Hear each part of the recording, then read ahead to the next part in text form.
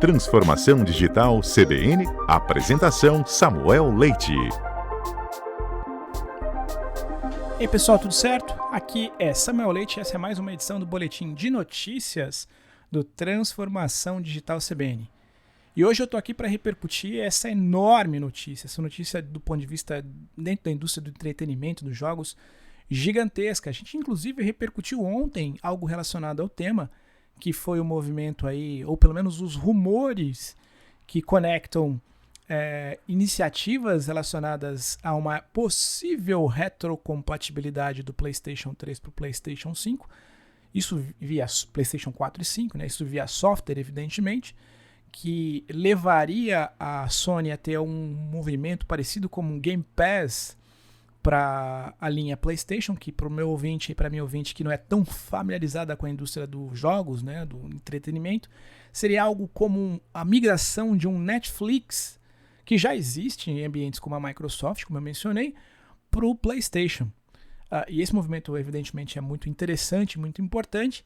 E aí, no final do dia, na verdade, no meio da tarde de ontem, a Microsoft faz um anúncio absolutamente sem precedentes, incrível, que movimentou parte importante da indústria de entretenimento mundial, que foi o anúncio da compra dos estúdios Activision Blizzard por uma dinheirama absolutamente incrível de quase 70 bilhões de dólares, algo em torno de 386 bilhões na cotação atual.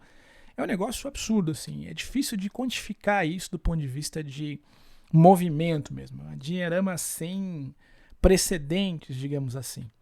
É um momento muito importante porque o estúdio Activision Blizzard já era um estúdio enorme, né, que já tinha dentre as suas iniciativas, as suas propriedades intelectuais, jogos absolutamente importantes, o Triple A's, como a gente diz, que são muito famosos no mundo do entretenimento, como a franquia Call of Duty, a franquia de mobile muito famosa, chamada Candy Crush, Tony Hawk, Diablo, Overwatch, Guitar Hero, a linha Crash, o StarCraft, enfim, é um negócio enorme, assim, é muita API, né, muita propriedade intelectual concentrada em um ambiente só.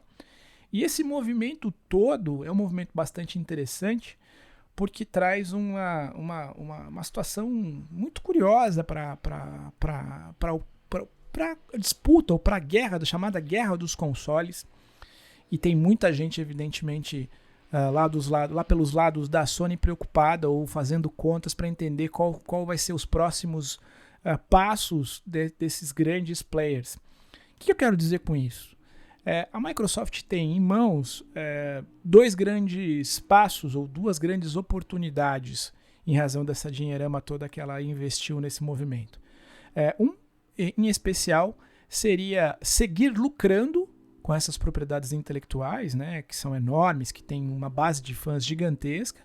E seguir lucrando significa não mexer, digamos assim, na chamada exclusividade desses títulos, ou seja, seguir vendendo esses títulos para outras plataformas, para o PC, para a plataforma Nintendo, para as plataformas da Sony, enfim, seguir ganhando dinheiro com esses ativos em outros ambientes, ou fazer um movimento que em tese limitaria a sua base de vendas efetivas, de vendas unitárias desses títulos, e se concentrando na exclusividade dessas propriedades intelectuais, dessas franquias, para o seu console de origem, que é a linha Xbox.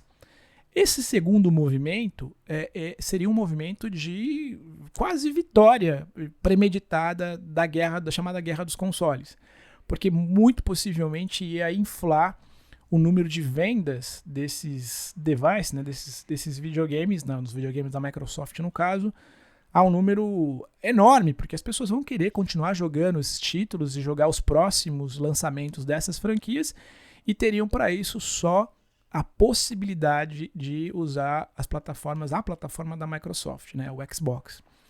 Qual que é a minha impressão, meus caros ouvintes, meus amigos e minhas amigas? É que quem é bilionário e gosta de bilhões segue gostando de muito dinheiro. E a primeira opção dessas que eu trouxe para vocês me parece ser a mais sensata dentro dessa equação. Ou seja, continuar vendendo bastante para todos E eu acho que vai ser esse um pouco o movimento que Phil Spencer, que é o CEO da Microsoft Xbox, deve seguir. Evidentemente que ele vai, de alguma forma, criar algum tipo de situação, sei lá, um chamado Day One Edition, né? Ou seja, lançar primeiro esses jogos nas plataformas da Microsoft, ou mesmo lançar na plataforma Game Pass, ou seja, se você quiser jogar esse jogo no PlayStation, você vai ter que gastar o valor de um AAA, que é algo em torno de $59.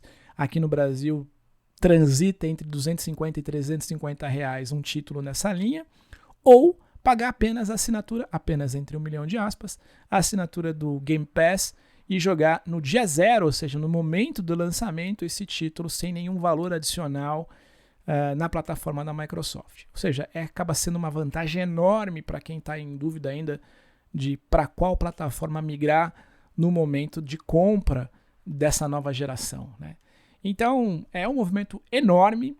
A gente entende que para quem já tem o Game Pass vai ser uma oportunidade enorme para poder continuar jogando. E para quem não tem, uma oportunidade enorme também, ou um desejo muito grande de se associar a essa plataforma que também, segundo os dados de ontem, já contam com incríveis 25 milhões de assinantes. Quer dizer, uma fonte recorrente de dinheiro enorme. É isso, pessoal. Então, é um movimento muito importante, muito interessante. Vamos ter, evidentemente, existe aí um processo de homologação pelos órgãos legais, né? Existe toda uma validação para ver se essa compra vai ser efetivamente aprovada ou não pelos órgãos legais. Mas até uma coisa curiosa para dividir com vocês, existe uma cláusula que preserva a Activision Blizzard caso a compra não seja aprovada, para vocês terem uma ideia. Essa cláusula obriga a Microsoft a pagar 3 bilhõezinhos de dólares caso a compra não saia. Então, foi muito possivelmente um bom negócio para a Activision, que vai encher os cofres dos seus acionistas e tá todo mundo feliz aí com esse... eu não diria um game over, mas com esse continue incrível aí dessa compra sem precedentes na indústria dos games. É isso, pessoal. Essa foi a notícia de hoje aqui do nosso podcast, o Transformação Digital, e a gente volta amanhã para falar sobre temas que envolvem e transformam a minha, a nossa realidade dentro do mundo digital. Eu sou Samuel Leite, um grande abraço e até amanhã.